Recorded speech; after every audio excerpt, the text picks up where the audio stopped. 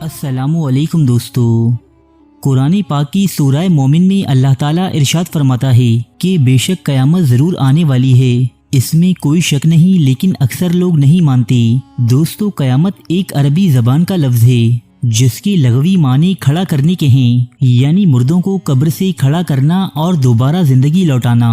تاہم قیامت کی اصطلاح اس کائنات کی مکمل تباہی کی طرف اشارہ کرتی ہے، جس کے بارے میں تمام انبیاء علیہم السلام اپنی امتوں کو آگاہ کرتے آئے ہیں۔ لیکن دوستو، آج مغربی ماہرین فلکیات بھی اس نتیجے پر پہنچ چکے ہیں کہ اس کائنات نے ایک نہ ایک دن بالآخر فنا ہو جانا ہے، جس کی وہ مختلف توجیحات پیش کرتے ہیں۔ کوئی سائنسدان سورج کا ایندھن ختم ہو جانے پر زمین پر قیامت کی پیشگوئی کرتا ہے، تو کوئی کسی بہت بڑے بلیک ہول کو زمین پر قائم زندگی کے خاتمے کا ذمہ دار ٹھہراتا ہے۔ لیکن یہ بات تو طے ہے کہ جس چیز کی ابتدا ہوئی ہے اسے اپنے اختتام کو بھی پہنچنا ہے۔ بحیثیت مسلمان قیامت یا روز محشر پر ایمان لانا ہم سب پر لازم ہے۔ قیامت کب آئے گی، کس طرح قائم ہوگی، یہ بات خدائے وحدہ لا شریک کے سوا کوئی نہیں جانتا۔ البتہ اللہ کے بھیجے ہوئے انبیاء علیہم السلام نے اس کے بارے میں بہت سی نشانیاں اپنی امتوں کو بتائی ہیں۔ ہمارے نبی حضرت محمد صلی اللہ علیہ وآلہ وسلم نے بھی انسانوں کو قیامت کی بہت سی نشانیوں سے آگاہ فرمایا ہے، جنہیں اپنے زمانوں کے اعتبار سے 3 درجات میں تقسیم کیا جاتا ہے۔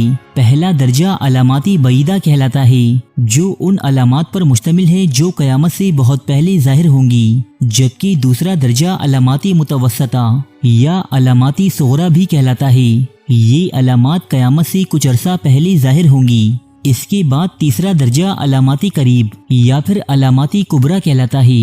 یہ علامات اس وقت ظاہر ہوں گی کہ جب قیامت سر پر آن کھڑی ہوگی۔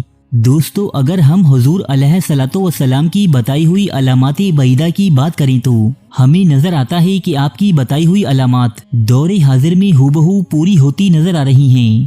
مثال کے طور پر صحیح مسلم کی ایک حدیث مبارکہ ہے کہ لونڈی اپنی مالکن کو جنم دے گی، اور یہ کہ تو دیکھے گا کہ برہنہ پا ننگ دھڑنگ محتاج بکریاں چرانے والے اونچی اونچی عمارتیں تعمیر کریں گے۔ دور حاضر میں یہ دونوں ہی باتیں ہو پوری ہوتی نظر آتی ہیں۔ آج کل کرائے کی کوک ایک عام رواج بن چکا ہے، جس میں ایک عورت کی کوک کرائے پر لی جاتی ہے اور یہ عورت اپنے مالکان کے بچوں کو جنم دیتی ہے۔ شاہ رخ خان کا چھوٹا بیٹا ابراہم اس کی ایک واضح مثال ہے۔ اس کے علاوہ عرب میں ننگ دھڑنگ گھومنے والے بدوؤں کی بنائی گئی فلک بوس عمارات نے اس حدیث کے دوسرے حصے پر بھی مہر ثبت کر دی ہے۔ اب اسی طرح کی کچھ مزید اور احادیث ملاحظہ کیجیے۔ آپ صلی اللہ علیہ وآلہ وسلم نے فرمایا کہ میری امت میں کچھ لوگ ایسے ہوں گے جو ریشم، مے نوشی اور گانے بجانے کو حلال سمجھیں گے۔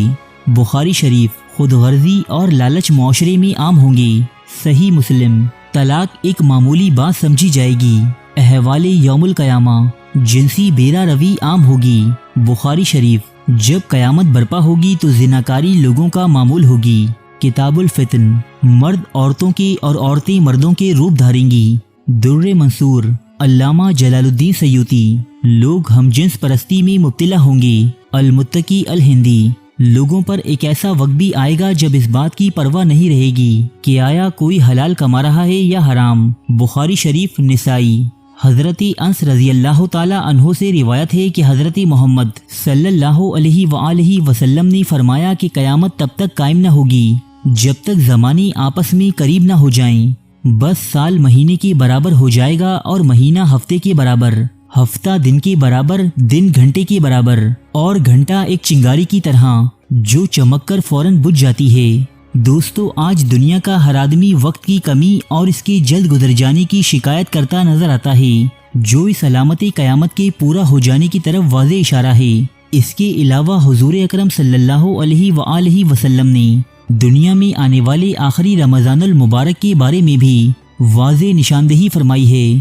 یہ رمضان المبارک تاریخ انسانی میں آنے والا آخری رمضان ہوگا، جس کے بعد یہ پاک اور بابرکت مہینہ دوبارہ کبھی نہیں آئے گا، جس کے بعد یہ زمین اور اس پر بسنے والی مخلوقات 1 سال کے عرصے میں ختم کر دی جائیں گی۔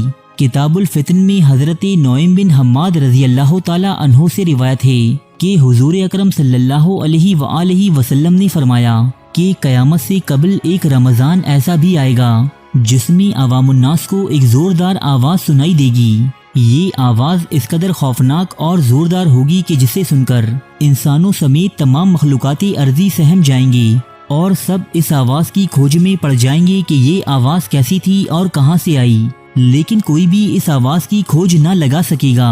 سن لو کہ جس رمضان المبارک میں ایسی آواز سنائی دے جس کی کھوج نہ لگائی جا سکے تو اس کے بعد 1 سال کا رزق اپنے گھر میں جمع کر لینا، کیونکہ اس کے بعد دنیا سے رزق اٹھا دیا جائے گا اور لوگ بھوکے رہیں گے۔